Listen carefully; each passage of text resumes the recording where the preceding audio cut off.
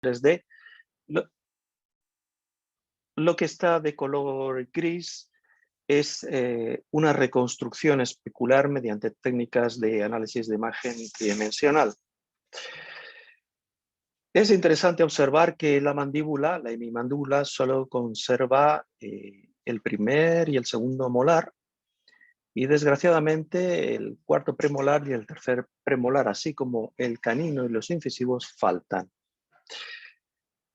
Este es un detalle que gusta muchísimo a los paleoantropólogos, la verdad es que nos encanta, y es observar, por ejemplo, a qué altura queda el foramen mentoniano respecto de la línea de los dientes. Y como podemos ver, la mandíbula de Schaage tiene el foramen mentoniano a la altura del P4, de las raíces del P4 que todavía se conservan.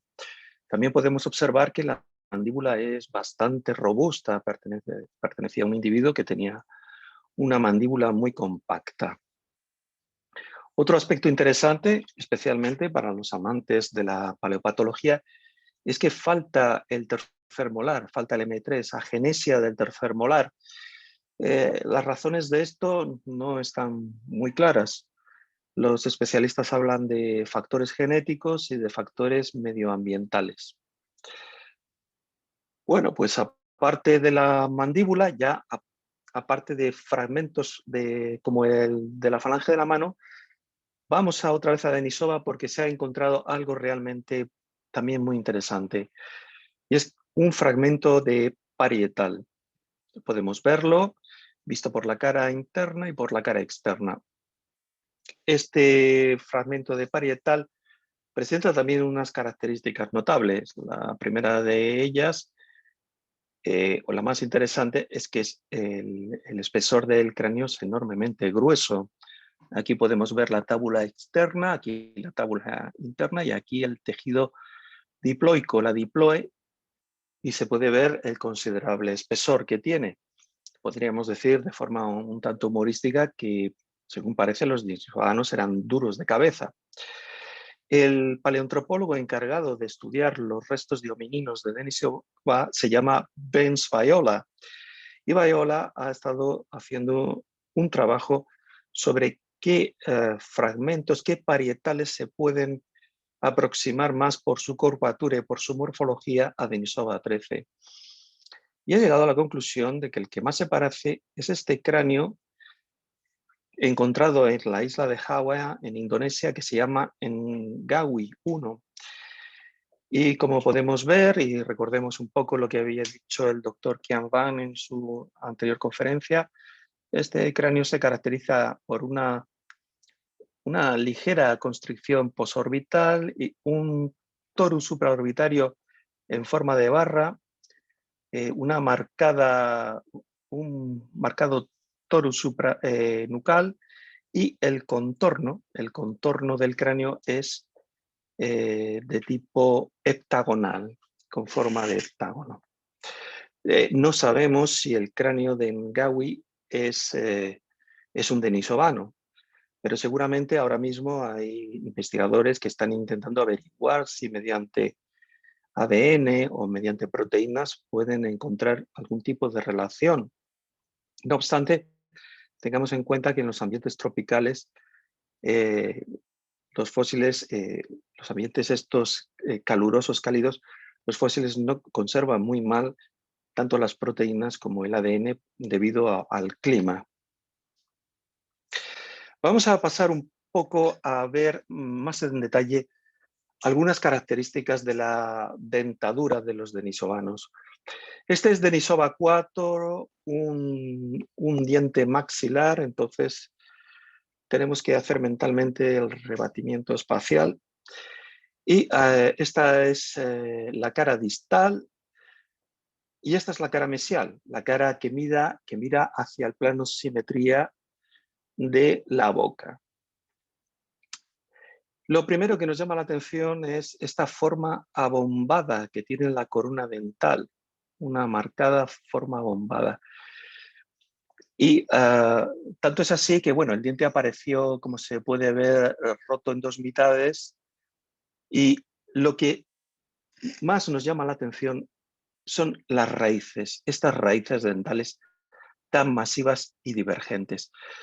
La primera vez que lo vio Benz Viola, el paleoantropólogo que estudia los restos humanos, el primer fragmento pensó que no era humano, que era de un oso, porque no le cabía en la cabeza que hubiera un humano con unas raíces tan masivas y divergentes. Hay que decir que estas raíces masivas también están presentes en algunos ejemplares de Homo erectus más primitivos, pero lo que no se da es acompañado de una corona dental tan grande, tan abombada. Aquí tenemos como comparación este molar que hemos visto, ahora lo estamos viendo en vista oclusal, Denisova 4, y otro molar, que es un molar maxilar también, es un tercer molar, que es Denisova 8. Y aquí tenemos un molar de neandertal maxilar y uno de un humano actual. ¿Qué es lo que nos llama la atención? Bueno, pues mientras que los humanos y los neandertales tienen unos molares maxilares más o menos similares, aunque vestibulodistal, perdón, desde el punto de vista anteroposterior, mesiodistal, los neandertales tienen los molares un poco más anchos. Denisova 4 tiene una distancia mesiodistal enorme y no digamos ya Denisova 8. Si se hacen comparaciones métricas de Denisova 4 y Denisova 8, para sorpresa, tanto en sus dimensiones mesiodistales y bucolinguales del M2 como del M3, los homininos que más se parecen por valores medios son los Australopithecus afarensis y los Australopithecus africanos. Es decir, estos dientes son enormes, enormes. No, a día de hoy, ningún Homo, ningún hominino del género Homo tiene por término medio unos dientes tan grandes. Véase, por ejemplo, Homo habilis, que mesiodistalmente está como alrededor de 1 centímetro de media de tamaño. Si nos vamos a ejemplares más modernos, como Homo heidelbergensis, vemos que la diferencia de tamaño es notable. No digamos nada en el Paleolítico superior, con los humanos modernos. Bien, sin embargo, sí hay un ejemplar que tiene unas dimensiones de su tercer molar maxilar similares a las de Denisova 8. Este ejemplar es un humano moderno que procede de la cueva rumana de Pestera Oase. Se denomina Oase 2 a este magnífico cráneo conservado que tiene aproximadamente 35.000, 36.000 años de antigüedad. Tiene unos molares terceros superiores de grandísimas dimensiones.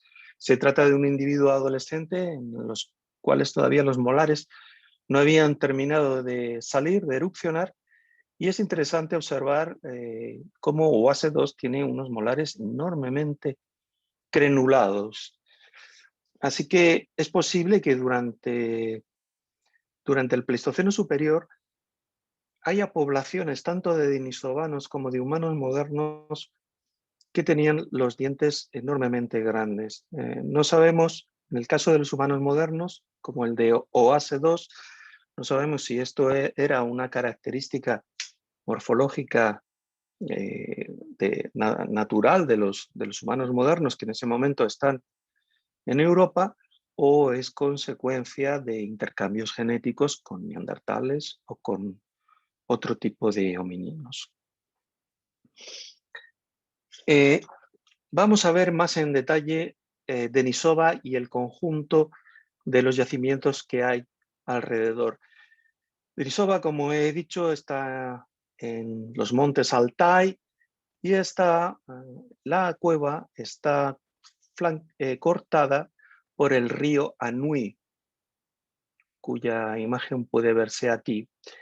También, como he dicho, en Denisova es interesante porque aparte de la presencia de homínidos, también se han encontrado fósiles de hienas, al igual que en otros lugares como en la cueva de Ovlandnikov o en Karabón. Esta es la entrada de Denisova. Originalmente no tenía esta bonita escalera de madera que han hecho para facilitar el acceso, lo cual me parece una excelente idea porque así se sube con más seguridad y uno se evita darse un resbalón y un ranazo. Y además el hecho de que sea de madera pues es perfectamente durable, se puede desmontar fácilmente y estéticamente pues no realiza ningún impacto. En Denisova a día de hoy todavía se están haciendo excavaciones y esta es la cámara principal. Hay un conjunto, ahora lo veremos en un plano que voy a poner, hay un conjunto de cámaras donde se están haciendo o se han hecho excavaciones. Esta es una fotografía de mediados de 1999 y la pongo aquí para que se vea el enorme corte estratigráfico, el enorme corte arqueológico de la cámara principal y sirve como referencia una estudiante. Aquí estamos viendo una excavación en otra de las cámaras de Denisova, utilizando la tecnología y la metodología arqueológica al uso. Y aquí podemos ver, interesante también, el contacto entre el Holoceno y el Pleistoceno. Esta es una vista en planta de las distintas cámaras y galerías que hay en Denisova. Esta es la entrada de la cueva. Esta es la entrada de la cueva. Aquí, en línea discontinua, está simbolizado una especie de chimenea natural que tiene la cueva, por la cual pues, es un lugar ideal, pues, por ejemplo, para hacer fogatas, para hacer fuego, porque esta salida natural permitiría una ventilación estupenda de la cueva. La cámara principal es esta, que ha sido excavada en distintos periodos. Estos son los cortes arqueológicos. Esta es la galería este. La principal la vamos a referirnos allá con las iniciales DCM y la de la galería este DCE.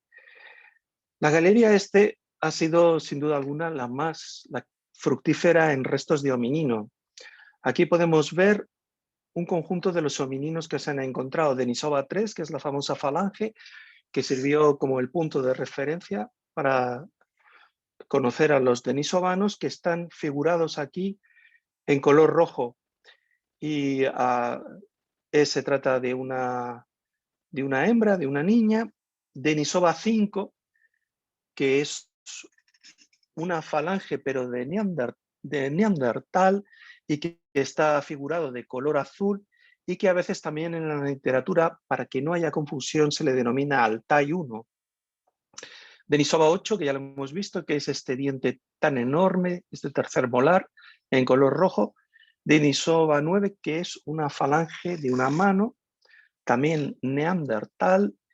Y Denisova 4, que es este diente que hemos visto sus enormes raíces. Las recientes excavaciones en las 3 cámaras principales permiten hacer una serie como de observaciones. Las catas arqueológicas demuestran la complejidad y la heterogeneidad espacial de los depósitos, revelando una secuencia estratigráfica creada por distintos tipos de procesos. Procesos geológicos, meteorización, es decir, erosión física y química, y hundimiento y deformación de los sedimentos en movimientos en masa. Existe también indicios claros de actividad animal. de procesos biológicos, porque la cueva ha sido probablemente durante mucho tiempo un cubil o un refugio de hienas, y antropogénicos, porque también se han encontrado útiles líticos en el interior de la cueva. La principal cámara de Denisova, este es el corte de la principal, el corte arqueoestratigráfico de la principal cámara de Denisova, Denisova Main Chamber, y como podemos ver, tiene una estratigrafía muy compleja, muy difícil, en el que los depósitos se van disminuyendo de forma lenticular, y también hay procesos que nos indican que ha habido un transporte de sedimentos. Los primeros útiles de piedra han sido recuperados en sedimentos depositados hace aproximadamente unos 300.000 años, lo cual le da a Denisova una importancia arqueológica fundamental. Las edades, mediante tecnologías ópticas, indican tasas lentas de sedimentación con periodos de no deposición o erosión, lo que resulta en una acumulación de hasta unos 4,5 metros de depósito pleistoceno, tanto en la cámara principal como en la cámara este, desde hace 300.000 años. O sea, es una tasa de sedimentación realmente baja. Los sedimentos expuestos en esta cámara principal consisten en su mayor parte en limos y arcillas de grano fino, que contienen clastos angulares, como podemos ver, de caliza, probablemente desprendimiento de las paredes, con lechos ocasionales dominados por grava caliza más gruesa. Las capas litológicas suelen presentar superficies de delimitación abruptas y horizontales hacia la parte superior del perfil, mientras que en las partes inferiores la secuencia tiende a ser retorcida y sinuosa. La unidad más baja de la cámara principal es la capa 22, como podemos ver, que está muy deformada. Este recubrimiento superficial es el resultado de una meteorización de sedimentos sueltos, que también en geología se denominan coluvión, que produjo sedimentos de grano fino que eran arrastrados por el agua filtrada que venía a través del sistema kárstico de la cueva, generando cárcavas localizadas, es decir, formas de erosión dentro de los sedimentos, pequeñas oquedades dentro de los sedimentos. Este proceso devino en lo que se denomina también en términos geológicos un movimiento en masa, es decir, un deslizamiento, slumping, hundimiento y deformación plástica, formando dos depresiones cóncavas. Y es esta especie de plantilla topográfica la que ha influido en gran parte de las fases anteriores a la posterior deposición de sedimento. Es decir, aquí tenemos la formación de un paleorrelieve que va a condicionar la sedimentación posterior. Aquí este es la misma vista, pero en un corte geológico arqueológico de cómo son los sedimentos.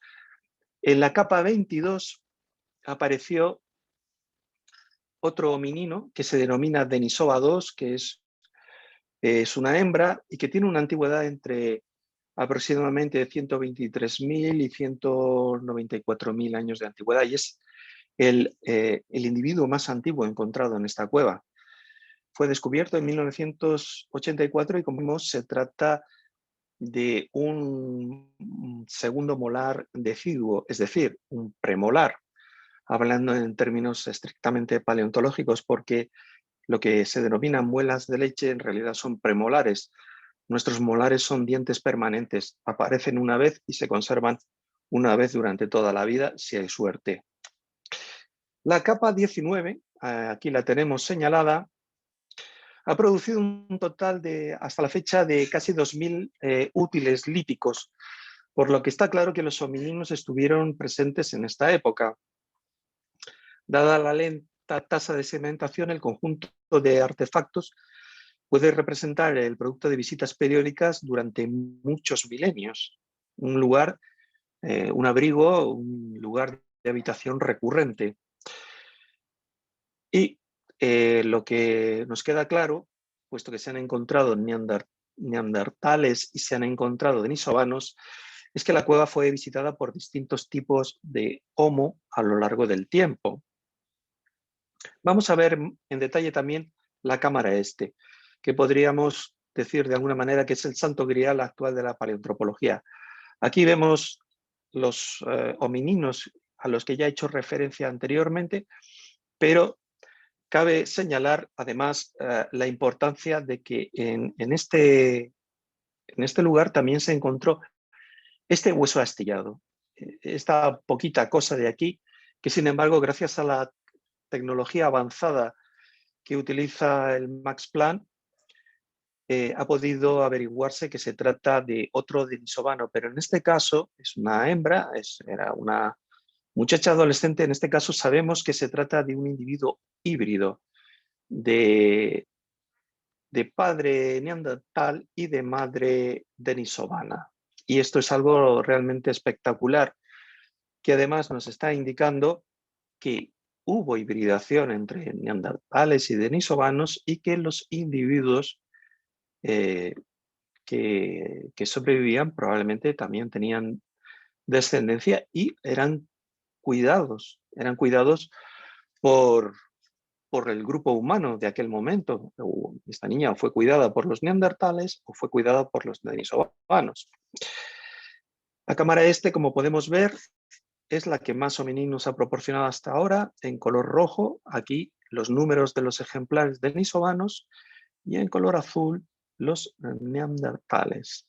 Y este color mixto indica el carácter híbrido de Denisova. Y aquí podemos ver una imagen de la cámara este y del actual proceso de excavación que tiene lugar.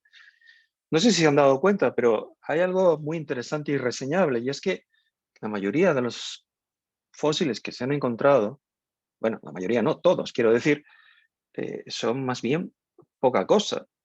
Que si una falange del pulgar de una mano, que si una falange del pie, que si un molar, que si una astilla de hueso. Denisova es un sitio maravilloso, un sitio donde se puede estudiar un montón de cosas, pero desde luego lo que parece es que hasta la fecha no vamos a encontrar un cráneo, no vamos a encontrar un esqueleto. Volveremos a esto.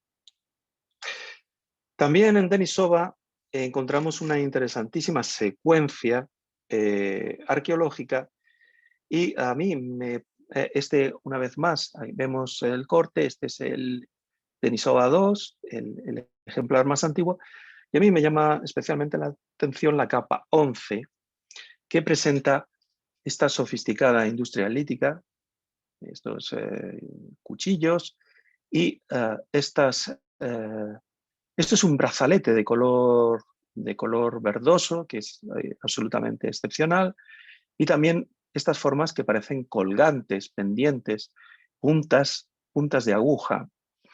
Bien, los arqueólogos rusos se refieren a esta industria como paleolítico superior inicial.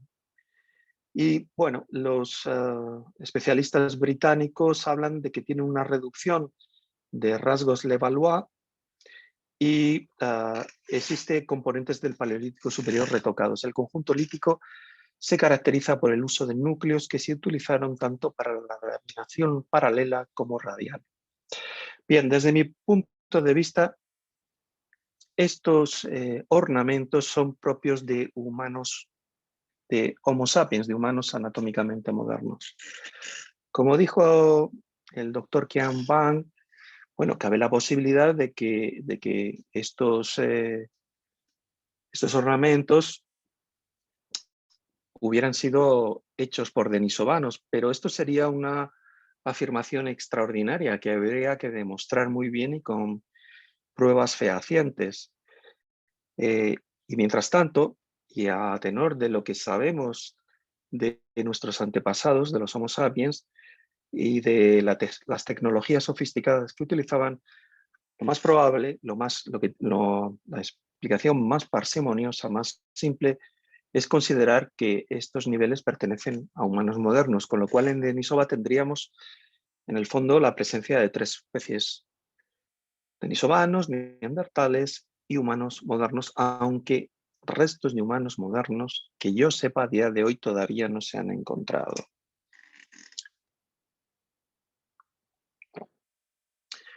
Bien, he hecho hace un momento referencia a la pequeñez de los restos fósiles que se encuentran.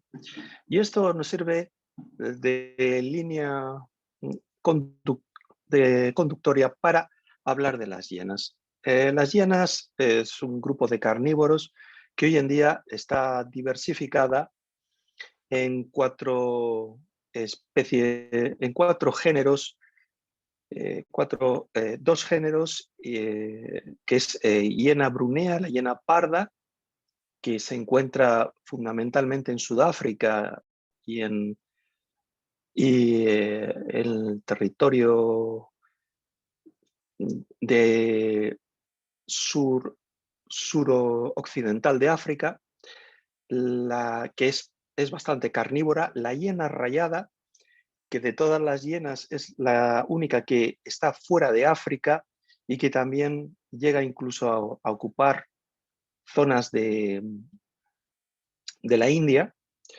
Es parecida a la parda, pero con un pelaje un tanto distinto, menos pelaje y estas franjas oscuras negras que se ve. Por otra parte tenemos el lobo de tierra, que es otro género y especie distinta. Este es a día de hoy la única hiena que es insectívora, no es carnívora. Y por último tenemos a la gran campeona de todas, la hiena manchada crocuta, que es un carnívoro que está muy extendido en la zona subsahariana, en la zona del Sahel, en el África Oriental y también en tramos del tercio sur de África. Es un carnívoro muy especial y de gran interés. La hiena manchada es lo más parecido a una máquina de triturar carne y huesos. No hay más que ver la dentadura que tienen estos angelitos para darse cuenta de la potencia de mordida que tienen. Es una de las arquitecturas craneales más poderosas entre los carnívoros actuales.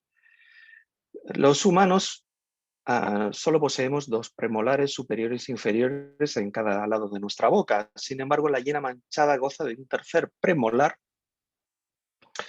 tanto superior como inferior, que son auténticos quebrantahuesos de forma cónica, estos de aquí. Poseen, los vemos aquí, que a veces incluso están ligeramente desgastados, porque aquí sirve a la hiena para hacer palanca, para romper huesos. Poseen asimismo un cuarto premolar inferior, cuyo cono saliente sirve para agarrar el hueso y que no se mueva durante el proceso de trituración. En la parte final de la boca poseen una única muela, que podemos ver aquí, arriba y abajo, que es como el filo de un cuchillo, de una profunda acción cortante y que recibe el nombre de muela carnicera. Las muelas carniceras también están presentes en otro tipo de carnívoros, como los félidos. Hay una teoría que dice que para que la mordedura, el mordisco sea efectivo, hay una especie de triángulo biomecánico ideal entre los cóndilos de la zona articular de la mandíbula y la dentadura labial, la dentadura anterior. Este triángulo, cuando se está haciendo presión, cuando se está mordiendo, el objeto que se muerde tiene que estar dentro de este triángulo ideal. Y lo que han hecho las hienas para conseguir esta efectividad mecánica ha sido reducir la dentición yugal, es decir, reducir las muelas para que cuando están mordiendo la presa entre dentro de ese triángulo biomecánico ideal. Esos estudios se han hecho en carnívoros y se han hecho en homínidos. Esta dentición combinada con grandes músculos en la mandíbula y una bóveda craneal, aquí vemos una cresta, una importante cresta sagital, para protegerla contra grandes fuerzas biomecánicas, le dan a la hiena manchada un mordisco que es un 40% superior al de un leopardo, al de un carnívoro de unas características también africano. Aquí podemos ver un poco más en detalle las características y las partes musculares de la hiena. Vemos que dispone de unos potentes músculos maseteros en dos capas. La primera capa se aloja en esta zona de aquí, sirve de zona de incisión, aquí la vemos, y luego está recubierto por una capa de muscular, otro paquete superior, lo cual le proporciona, como hemos visto hace un momento, esta potencia, esta palanca para triturar los huesos. De lo que come una hiena prácticamente no queda nada, y podemos ver aquí también la inserción de músculos temporales que también ayudan a todo este aparato masticatorio. No, en este aspecto no es muy distinto de lo que hablaba de los homínidos, de los primeros humanos y de OH5, del Paranthropus boisei y de su sistema biomecánico. En Denisova se han encontrado restos de hiena, pero hasta que yo sé, donde yo sé, no se han encontrado restos de mandíbulas de hiena, se ha encontrado postcraneal. Sin embargo, en una cueva cercana, pues en la cueva de Atlántico, sí se han encontrado restos de la hiena del Pleistoceno superior, que como vemos estaba dotada de un aparato dental igual de mortífero que el de la actual hiena manchada. Si hay algo interesante de la hiena manchada de Crocuta crocuta, es que ataca a los seres humanos. Incluso hoy en día no son infrecuentes los ataques de hiena. La literatura tanto científica como incluso la prensa escrita, hay casos bien documentados de hienas manchadas que han matado, que han asesinado a personas porque su tamaño es bastante más grande de lo que puede parecer a simple vista y su peso puede llegar a los 70 kilogramos. Desgraciadamente, muchas de sus víctimas suelen ser niños o personas ancianas. Los ataques los puede hacer un único individuo o los puede hacer un grupo, un clan de hienas. Y tienen predilección por morder, por hacer presa en la cabeza, especialmente en la cara. Aquí podemos ver, por ejemplo, cómo este niño etíope recibió el ataque de una hiena en la prensa de su momento y que afortunadamente fue operado por cirujanos israelíes que permitieron una buena recuperación de él. Aquí tenemos otro caso de este pobre hombre que lo atacó una hiena y que ha recibido la reconstrucción quirúrgica de un doctor español bastante famoso hoy en día, el doctor Pedro Cavadas. Este doctor español hoy en día es bastante famoso en la prensa española porque ha mostrado sus reticencias a la vacuna del COVID-19 por los efectos secundarios que tiene. Por último, podemos ver otro caso en el que vemos desgraciadamente el enorme daño que hace esa máquina de morder que es la hiena en la cara de una persona, los daños que genera. Como las hienas atacan y matan o dejan gravemente herido a las personas, pues se han hecho ingenios a lo largo del tiempo, las poblaciones africanas han hecho ingenios para protegerse de los ataques de la hiena. Esta es una ilustración de finales del siglo XIX y podemos ver que este poblado africano tiene unas cercas para evitar que las hienas ataquen y devoren el ganado, y tiene aquí también unos oteadores aquí arriba, ¿verdad? En estos puestos de vigilancia para avisar por si vienen las hienas y que la gente pueda tomar refugio y pueda asegurarse. Aquí también los vemos. Esta es una fotografía de 1920. Los podemos ver en una especie como de pequeño cobertizo chamizo que han hecho elevado, donde las hienas no les pueden atacar y pueden observar los campos cultivados.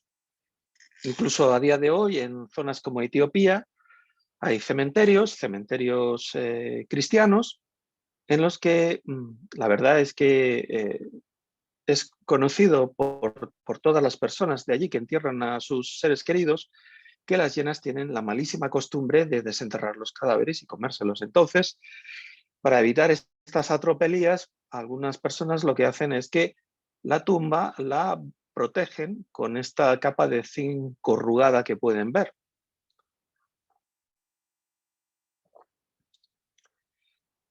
Aún así, hay personas que tienen un cierto trato amistoso con las hienas. Y a las hienas, normalmente por la noche, en pueblos etíopes, etcétera, suelen merodear al cabo de la noche por los pueblos, por las calles, buscando la basura que queda. Y hay personas bueno, que acaban intimando con ellas y les acaban ofreciendo comida, y hay una especie de relación amistosa. Y algunos de estos caballeros que hacen estas cosas, pues tienen a gala ponerse un tendón de carne y que venga la hiena y se lo quite de la boca. Evidentemente es un ejercicio circense, es un espectáculo digno de ver, pero desde mi punto de vista es altamente peligroso, porque estamos hablando de animales salvajes y estamos hablando de unos carnívoros que tienen una potencia de mordida, que como a la hiena tenga el día torcido y en vez de cogerte este trocito de tendón vaya a la cara, me parece que ya no lo vas a contar. La hiena manchada tuvo un rango bastante importante durante el Pleistoceno. Superior, ocupaba un amplio rango habitacional con un límite más o menos situado en el paralelo 56. De momento no hemos encontrado fósiles de hiena por encima de esta zona. No sabemos a qué se debe, si a factores climáticos o simplemente que todavía no se han encontrado. El porte de la hiena manchada que se encontraba en las montañas Altai durante el Pleistoceno superior era, por término medio, mayor que el de las actuales subsaharianas que podemos ver aquí. Y algunas hembras probablemente pesaban 100 kilos de pura hiena. Los estudios paleogenéticos que se han hecho con estas hienas extintas indican que pertenecen a la misma especie Crocuta crocuta, y si acaso son variedades de ella, pueden considerarse subespecies o razas, pero en cualquier caso estaban íntimamente emparentadas con la actual subsahariana, y en rojo vemos este rango que ahora ya la hiena manchada ya ha perdido, ya ha quedado extinguida de estas regiones. Sí, como hemos visto, ejemplares que sobrepasan los 70 kilos de peso y son capaces de atacar a personas, incluso a plena luz del día, y incluso a hombres. Atacan a todo lo que... A todo, si pueden escoger, evidentemente, niños o personas mayores, lo harán porque son carnívoros inteligentes, pero no tienen reparo en atacar a un hombre adulto. Pues las hienas de casi 100 kilos de las cavernas siberianas pues supondrían un peligro formidable, incluso para humanos tan fuertes y tan fornidos como los neandertales. Pensemos cómo podría tener lugar ataques de hiena durante el Pleistoceno. Por analogía con los casos actuales, pues la mayoría de los ataques serían pensamos que serían efectuados sobre niños, que son mucho más vulnerables y ligeros para llevarlos en las fauces hacia una zona descabullida y devorarlos. Es fácil imaginar a los humanos arcaicos considerar la importancia que el grupo proporciona al individuo en términos de protección. Los niños serían educados en la regla básica de la supervivencia frente a los grandes carnívoros. Estás de cerca del grupo, no te vayas solo, mantente alejado de las bestias comedoras de carne, especialmente de las hienas. La hiena manchada tiene una característica desagradable, pero muy importante desde el punto de vista taxonómico. Con frecuencia regurgita parte de la comida, tanto como un medio para librarse de enormes bolas de pelo. Hemos visto que las hienas son capaces de comérselo todo. Lo único que queda de una comida de hiena son las pezuñas y poco más, que no han podido digerir y como una forma de alimentar a los cachorros. Habitualmente tienen la costumbre de rebozarse en esta masa de vómito que en ocasiones recogen fragmentos de hueso que han vomitado y los vuelven a mordisquear. No se sabe por qué se rebozan en su propio vómito, aunque algunos etólogos, algunos zoólogos especialistas en comportamiento de estos carnívoros sugieren que podría ser como un medio para intentar camuflar el olor. Esta acción excretora de las hienas tiene importantes consecuencias taxonómicas. Y ahora vamos a ver una pequeña secuencia en la que podemos ver esto que digo.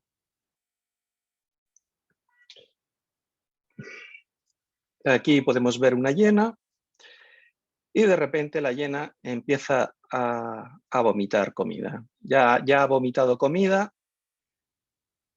y empieza a revolcarse, a poner la cara en su propio vómito, y ahora le viene otro acceso de vómito, como vemos, de color blanco.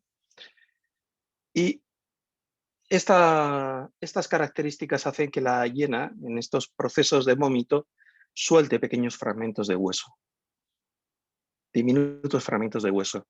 Y esto tiene una importancia fundamental para nosotros, para los estudiosos del pasado.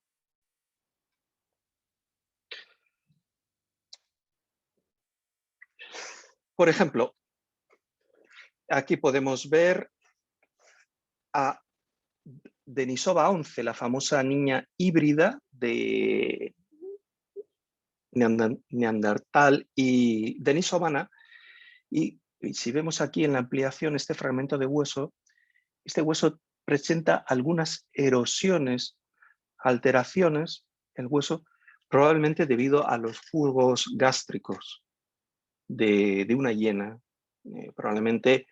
Y asimismo, es probable que algunos otros homininos que todavía no se han podido identificar a qué grupo humano pertenece, como estos, sean también el resultado de estos procesos de vómito o algo por el estilo. Y aquí tenemos una reconstrucción de la niña denisovana por una artista israelí. Sin embargo, hay algunos fósiles, como Denisova 9, que es una falange de la mano, una falange terminal del pulgar, que perteneció a una mujer neandertal, no tiene aparentemente este tipo de alteraciones.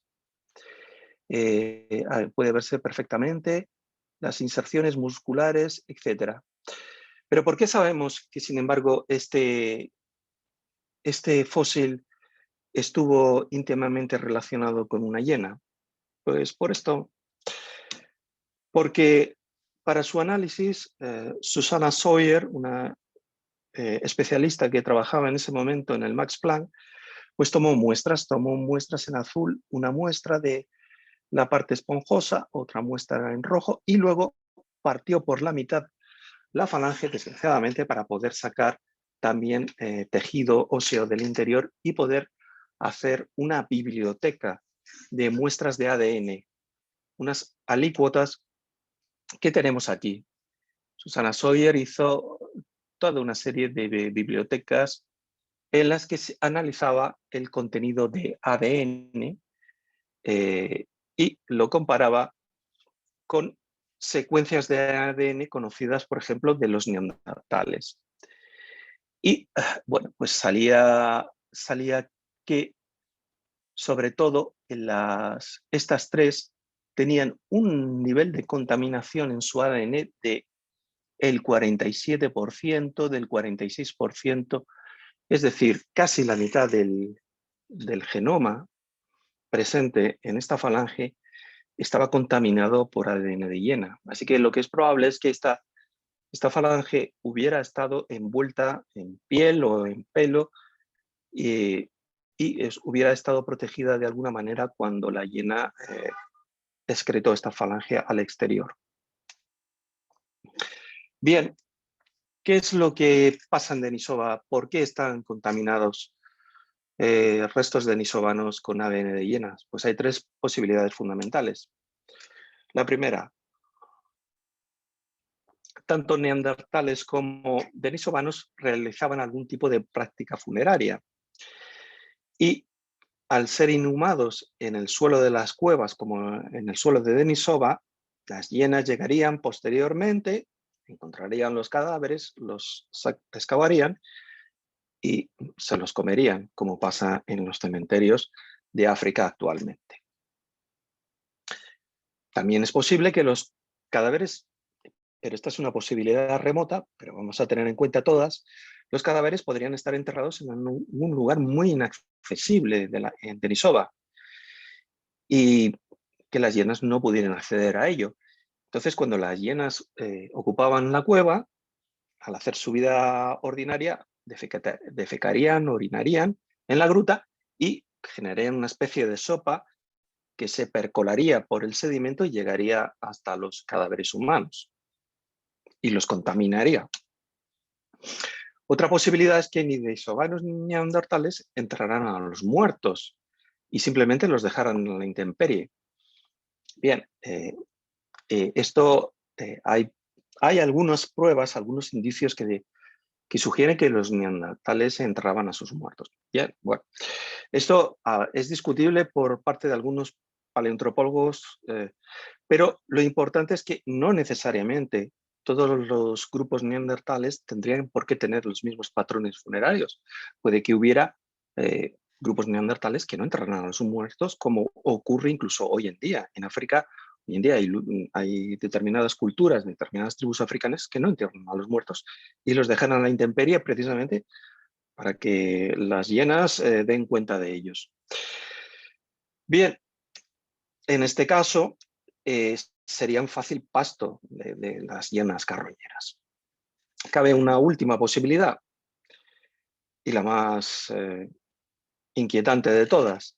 Las hienas cazaban a denisovanos y neandertales que vivían en la zona y llevaban sus restos al interior de la cueva para devorarlos. Dada las capacidades que tienen las hienas para descuartizar animales, pues podrían llevarse partes de los humanos que habían cazado, una parte del cuerpo a la cueva para allí devorarlo.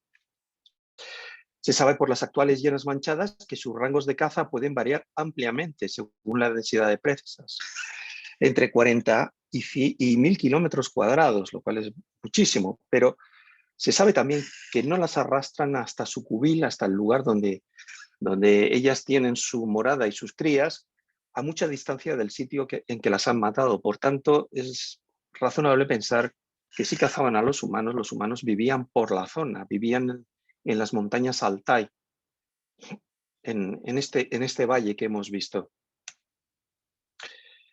Los homínidos devorados estarían en un radio de pocos kilómetros, como hemos dicho. Por tanto, los humanos antiguos y las hienas eran enemigos muy cercanos. Si tal como parece, las hienas siberianas cazaban a neandertales y denisovanos, el aborrecimiento hacia estos carnívoros debió ser algo muy extendido entre la cultura y los clanes del Pleistoceno superior humanos. Y podríamos imaginárnosla por una comparación con las actuales, como sutiles, resueltas, que entraban en los campamentos por la noche y arrastraban preferentemente a niños o ancianos desvalidos, al igual que hacen hoy en día. La entrada en los campamentos probablemente significaba una comida fácil, y una vez que el grupo hubiera experimentado la caza de una persona, al ser inteligentes aprenderían rápido a mejorar la eficacia y otros miembros del clan podrían imitar a la hiena alfa y hacer un equipo efectivo y terriblemente ominoso.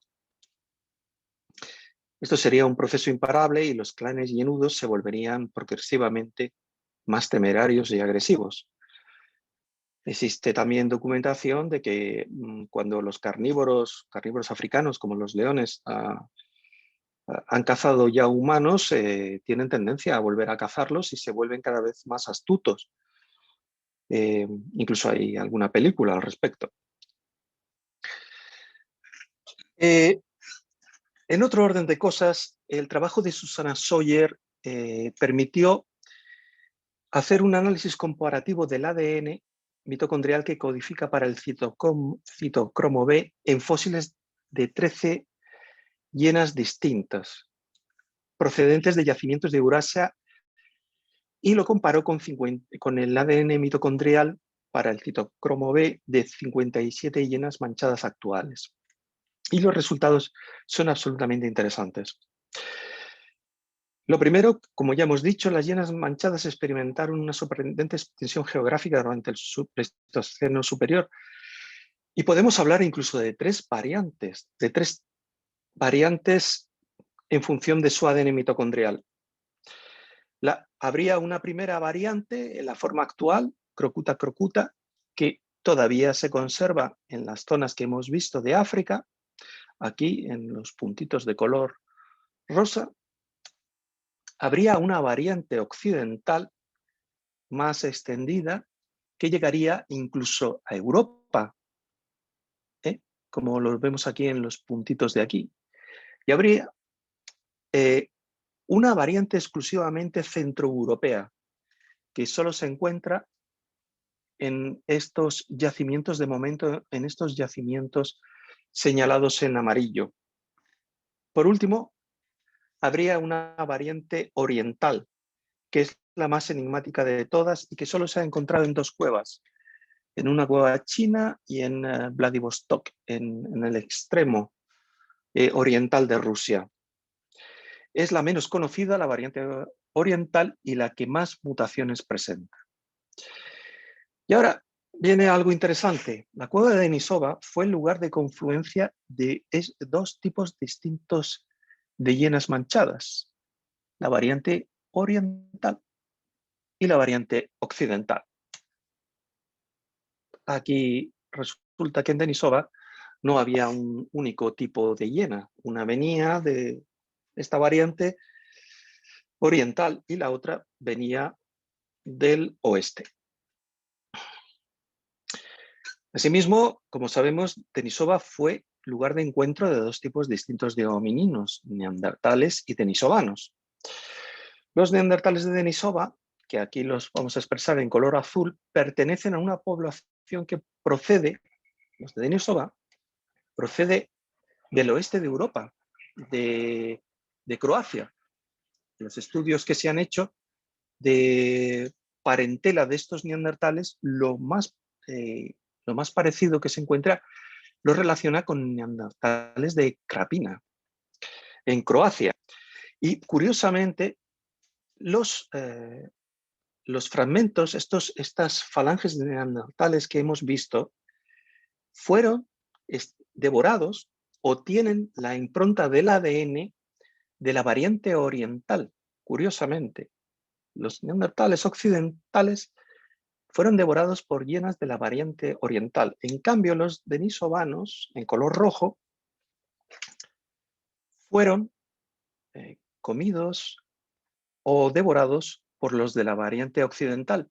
Y es curioso porque los denisovanos, sabemos que los denisovanos es una población que procede del este asiático. Su lugar original es del este asiático. Así que lo que tenemos es dos tipos distintos de hiena, dos tipos distintos de homínidos, y los humanos que vienen de Occidente son devorados por hienas de Oriente y viceversa para los denisovanos, lo cual es un hallazgo notable y curiosísimo. Bien, probablemente los denisovanos y los neandertales tenían que vérselas con las hienas. Y no hay razón para pensar que los humanos modernos, a pesar de su tecnología y de sus capacidades cognitivas, no tuvieran problemas. De hecho, los tenemos a día de hoy. Pero vamos a profundizar un poco más a este respecto. Dentro de las montañas Altai se ha encontrado en la cueva de Radboinichia este interesantísimo cráneo que vemos que es de un cánido. Este cráneo tiene una edad calibrada de aproximadamente unos 33.000 años de antigüedad. En Radboinichia no se ha recuperado ningún útil lítico, pero la presencia de pequeños trozos de carbón y huesos quemados probablemente atestiguan que hubo gente antigua en esta cueva y que la visitaba ocasionalmente. Este cráneo fue encontrado dentro de la cueva como si hubiera sido enterrado. Bien, es probable que esta cueva fuera ocupada por humanos modernos. Las conclusiones del paleontólogo Nikolai Odov y colaboradores que han estudiado durante muchos años este cráneo son las siguientes. Este ejemplar es muy similar a los perros que actualmente hay en Groenlandia, que tienen unos 1000 años de antigüedad. Así que estamos hablando probablemente de uno de los perros más antiguos que se encuentran en el registro fósil.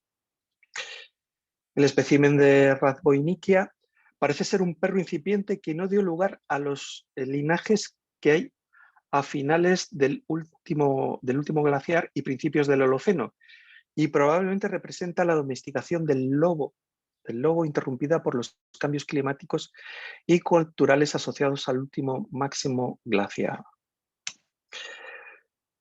No solo se ha encontrado este cráneo en las montañas Altai, también se ha encontrado un cráneo muy similar en el yacimiento de Goyet, en Bélgica. Y que haya perros en Europa occidental y en Siberia separados por miles de kilómetros podría demostrar que la domesticación del perro a partir del lobo fue un suceso multirregional y por tanto no tuvo un único lugar de origen. ¿Qué de bueno podría tener un perro para los humanos respecto de las hienas? Pues los primeros perros domesticados podrían haber marcado una significativa diferencia. Sus sentidos del olfato y del oído podrían ser excelentes vigías, especialmente por la noche, alertando de un ataque inminente. Debido a su carácter protector y de pertenencia a un grupo social, es probable que incluso algunos perros se enfrentaran a las hienas. Y esto potencialmente aseguraría una mayor supervivencia de las personas más expuestas a estos ataques, que son los niños. Con lo cual, la posibilidad de mantener a los niños es lo más importante para un clan, porque son el futuro. Son los que van a engendrar en el futuro hijos. Con superior vestimenta, mejores armas y la inestimable ayuda de perros como guardianes y ayudantes en la caza, los humanos modernos podrían moverse de forma más segura que neandertales y denisovanos por las duras y ásperas tierras de Eurasia. ¿Es el perro el mejor amigo del hombre? Pues desde un punto de vista tanto afectivo como paleoantropológico, probablemente. El papel de los primeros perros debió ser fundamental. Podrían facilitar el transporte de toda la impedimenta del campamento, elementos personales y de caza necesarios para la supervivencia. El antropólogo Christy Turner propuso que los perros podían arrastrar trineos con patines a través del hielo y la nieve o tirar de trineos simples suficientes para su uso en pastizales. Dado el ingenio de los humanos modernos, no parece que sea una propuesta descabellada. Otra posibilidad es que llevaran en los costados alforjas de piel para atravesar bosques, terrenos rocosos y otras situaciones, con lo cual servirían de animales de transporte. Por ejemplo, los indios Nadene de Alaska utilizan perros con mochilas y la confección de alforjas para los humanos modernos sería algo perfectamente posible. Y con esto he terminado mi videoconferencia. Muchas gracias por su atención. Bien, muchas gracias, doctor Mario García, excelente. Ya tenemos aquí algunas preguntas sobre todo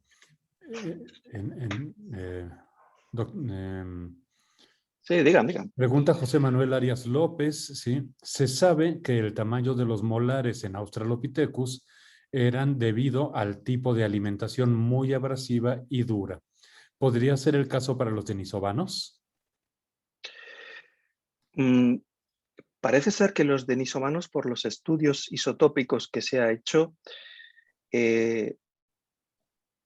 tenían una dieta muy rica en pescado continental. Debían ser buenos pescadores en lagos y cosas por el estilo. La verdad es que no creo que tenga que ver con la dieta. Creo que tiene que ver más bien con la configuración de la cara, el cráneo facial. En cualquier caso, es una característica que, como hemos visto, estaba presente en ellos y estaba presente en algunos humanos modernos y es realmente una característica muy notable. Muchas gracias. Pregunta Verónica Ortiz, ¿se hallaron láminas? Supongo que los diferentes estratos. Y una segunda pregunta, la fecha de estos artefactos con posible influencia al evaluar. Su antigüedad, supongo. Bien, no soy arqueólogo, pero sí que se han encontrado herramientas que podríamos denominar con una técnica Levallois característica, lo cual no es de sorprender dado que hay neandertales, que se han encontrado neandertales. Y sí que se han encontrado pequeñas láminas en estos niveles que posiblemente pertenecen a humanos modernos por el momento. Sí, muchas gracias. Alejandro. Sí. Yo le quería preguntar unas cosillas a Mario. Adelante, si quieres. Muy bien, vale. Y ahorita continuamos. Mario, has dicho que, o sea, en esta cueva parece ser que funcionó como un cubil, ¿no? Parece ser que hubo momentos en que era un cubil, sí. Y solamente se han recuperado restos humanos. No, hay muchísima fauna. Lo que pasa es que he hecho hincapié Vale, sí.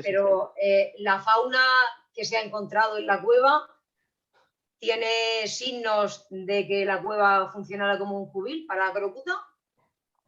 Yo creo que marcas del occidente. En Novosibirsk hay cajas y cajas de cartón llenas de astillas. Hasta arriba. Sí. Que no saben qué hacer con ellas ya casi. O sea que los que quieran estudiar la taxonomía y tienen trabajo para décadas. Wow. Pero quiero decir, donde estaban los denisovanos no se han encontrado fósiles de llenas, o sea, de marcas de huesos, por ejemplo, o también... No, sí, claro, ya entiendo. Mordiscos no. O sea, marcas de dientes no se han encontrado. Lo que sí que se han encontrado es, como por ejemplo en la niña híbrida, se han encontrado alteraciones en la cortical que apuntan a posiblemente un desgaste por jugos gástricos. Sí, que es una astilla digerida, ¿no? Sí, efectivamente, sí. Vale. ¿Y coprolitos? Está lleno de coprolitos de Denisova.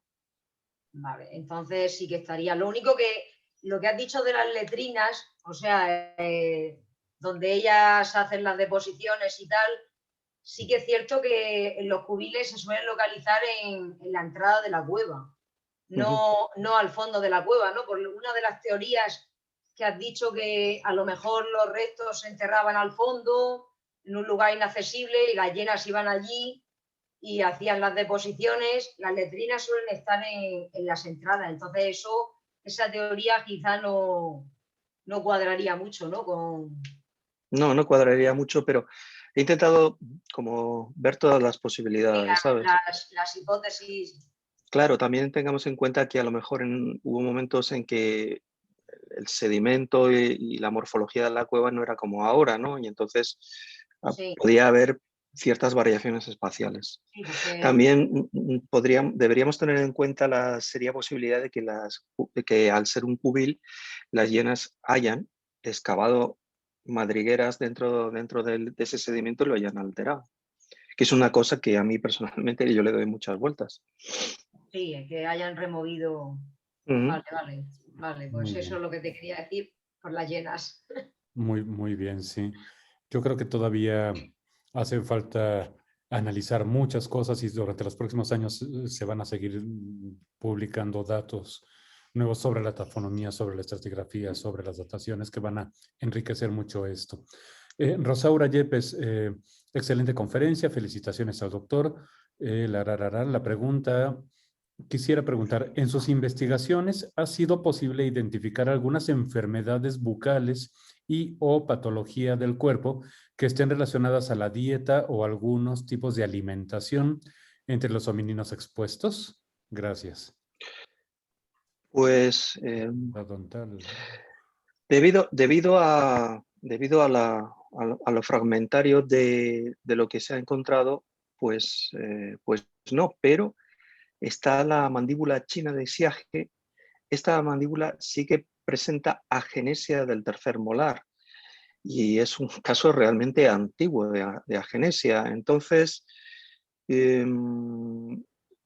si tenemos suerte y las cosas siguen su curso, es probable que más adelante podamos encontrar otros restos mandibulares que nos hablen de la enfermedad y de las patologías que podían tener estos homininos. Obsérvese que es interesante que a lo largo de mi exposición el 50% de los ejemplares que se han recuperado son o niños o adolescentes.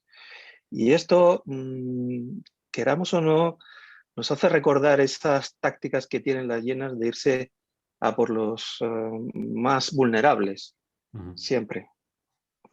Sí. Hay un montón de agradecimientos, luego ya podrán verlo, por falta de tiempo no podemos leerlos todos, pero Roberto Díaz sí pregunta, considerando el enorme tamaño del molar de Denisova 8, ¿se pudiera inferir alguna relación de estatura del individuo que aportó el molar de Denisova 8? Sobre la estatura nos preguntan.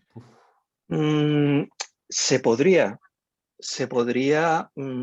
haciendo cálculos de regresión con humanos actuales e intentar extrapolar también con neandertales. Es una idea interesante que podría hacerse. Gracias. Vivian tiene una pregunta técnica más bien. Hoy fue el primer día que pude anotarme en el formulario de asistencia. Desconozco cómo hacer con las jornadas anteriores. Muchas gracias. Yo creo que si le mandas un mensaje directo a Rocío, señalándole los días que sí pudiste entrar, ella podrá ya tenerte en consideración. Creo que sería lo más sencillo, ¿no? Igual creo que habrá otras personas que están en la misma situación, que no pudieron anotarse, pero sí las han escuchado. Yo, bueno, sugiero que si le mandan personalmente el chat a Rocío, que es la que está llevando la lista, se podrá resolver. Maritza, muchas gracias, doctor. Sin duda, los agentes tafonómicos nos permiten tener una visión más clara del escenario en que se han desenvuelto los humanos. Por otra parte, cada vez nos queda más claro el valor de los huesos pequeños pueden ofrecer. Bueno, muy bien. ¿Con qué otros animales pudieron competir las hienas? ¿Las hienas pudieron tener un papel importante en la disminución de los denisovanos en esa región? Muy buena pregunta de Margarita Mesa, por supuesto. Pues efectivamente, las hienas competían con leones de las cavernas, que se cree que están en una de las cuevas cercanas, y así como las hienas se cree que fueron agentes tafonómicos, el león de las cavernas de la cueva cercana podría haber sido. Por la misma razón, también compitieron con otros carnívoros, como los osos, y el papel de los carnívoros como agentes tafonómicos y acumuladores me parece muy importante, fundamental. Y también me parece que todo esto que estamos aprendiendo de Denisova probablemente se va a exportar o extrapolar para otras cuevas de Europa y de otras partes del mundo. Porque claro, esto es absolutamente espectacular. Quiero decir que a partir de ahora es muy probable que empiecen a hacerse análisis de ADN mitocondrial a ver también si se encuentran secuencias de hienas en restos humanos. Vuelven a solicitar, Verónica Ortiz, si pueden facilitar los artículos publicados. Esto, a ver si la próxima vez podemos poner los links en el chat o mandarlos por correo. Claro que sí. Y bueno, Juan Castillo, felicidades. Rosaura, muchas gracias, doctor. Hasta aquí son todas las preguntas. No sé si alguien más quiera activar su micrófono para alguna última pregunta antes de finalizar ya la sesión. Estamos todos ya contentos.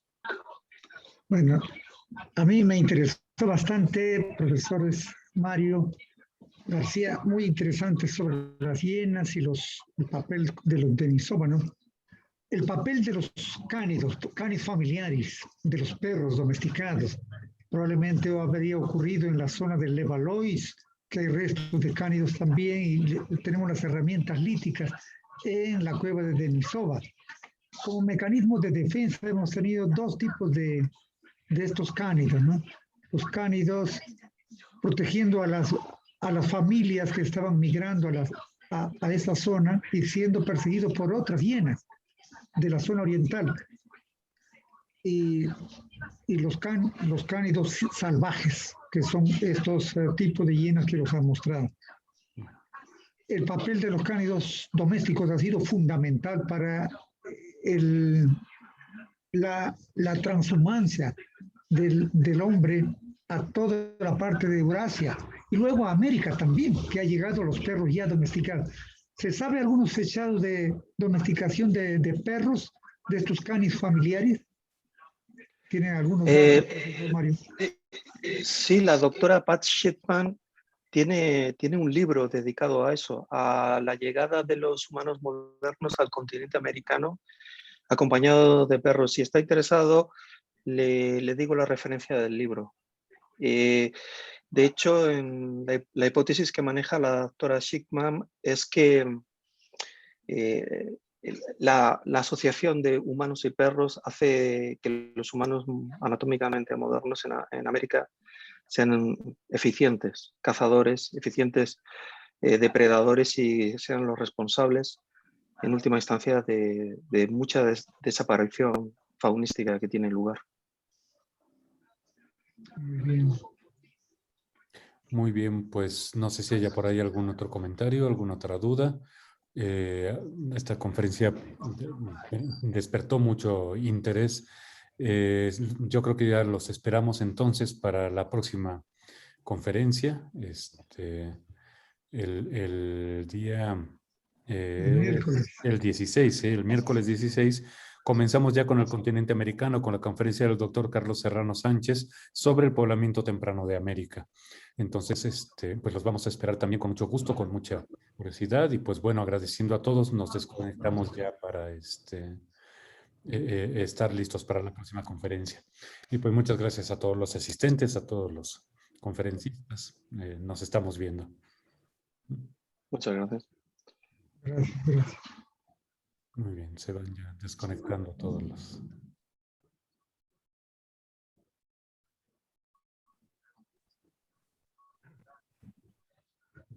David, conecta el micrófono. David Rabadá, conecta el micrófono. ¿Qué tal? ¿Cómo estás? Qué extraño suena. Se oye muy mal. Sí. David tiene algún problema con su micrófono porque no sé. Se oye mal, David. Mejor por el chat porque el micrófono no da. No está funcionando bien. A ver, ahora. Sí, sí. Ahora sí. Ahora sí. Me he dado la configuración. Ya está.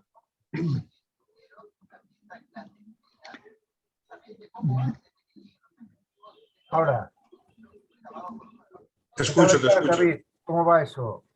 Bien, aquí. Mucha calor en Barcelona. Ha empezado el Sí, verano ya. no me lo cuentes, no, que ya lo sé. ¿Qué te ha parecido esto? Bien, buena iniciativa. Me ha gustado mucho la intervención de Mario. Y bueno, los de Denisova es un yacimiento muy curioso siempre. Siempre.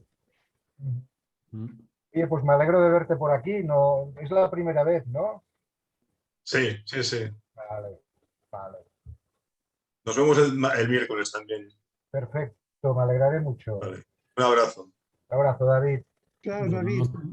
no sé si estén listos ya para desconectar la sesión o quieren comentar algo todavía los compañeros del grupo. No, yo ya me voy también. Ya estamos todos. Bueno, muy bien. Perfecto, pues Hasta estamos luego, en contacto. Alfredo, Entonces, nos también, estamos viendo. Alejandro y Rocío. Y el Rocío, profesor. Hola, hola. luego. Hasta luego. Hasta luego, doctor. Doctor Ahora de tengo otro colegas. nombre, ocupé una máquina de una colega. Sí, sí, yo Luego. dije, ella no es Judith, dije cuando lo vi. ¿Eh? No es Judith. Es que estoy en la oficina del instituto. Claro. Bueno, hasta luego. Bueno, que estén muy bien Adiós. todos. Un saludo a Bye. todos. Hasta luego. Bye, bye. Chao, chao.